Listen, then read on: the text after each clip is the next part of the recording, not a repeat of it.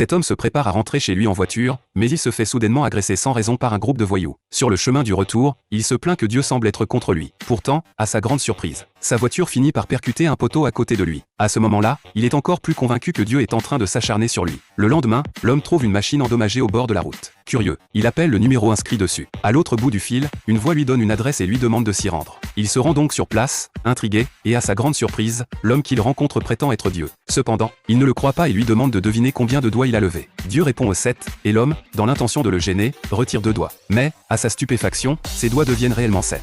Dieu lui dit alors, puisque tu penses que je m'acharne sur toi, je vais te donner les mêmes pouvoirs que les miens. L'homme, tout joyeux, accepte. Quand il arrive au restaurant, face à une soupe de tomates, il décide de tester ses pouvoirs. À sa grande surprise, la soupe commence à bouillonner, et une forte rafale de vent se lève autour de lui. En sortant du restaurant, il pointe un doigt vers une borne à incendie, et celle-ci se transforme en fontaine. Voyant des vêtements qu'il aime, il tourne sur lui-même et les enfile instantanément. Heureux, il marche dans la rue, mais là, il tombe sur le groupe de voyous qui l'avait agressé. Il s'approche et leur demande des excuses, mais ils se moquent de lui, se demandant s'il est devenu fou. À ce moment, le voyou chauve dit, si un singe sort de mon derrière, je m'excuserai. À peine avait-il fini sa phrase qu'il ressent une étrange sensation. À sa grande surprise, un singe surgit de son pantalon, et les autres voyous, effrayés, prennent la fuite. L'homme, voyant la scène, ouvre lentement la bouche et, soudain, des nuées de frelons en sortent, attaquant les voyous qui s'enfuient, paniqués. Mais alors, le singe court vers lui, et l'homme, calmement, lui dit de retourner d'où il vient. Le voyou chauve, de nouveau, se retrouve dans une situation catastrophique. À ce moment-là, l'homme se sent incroyablement puissant. Il vole jusqu'au toit d'un immeuble, invoque la foudre et célèbre sa transformation en Dieu.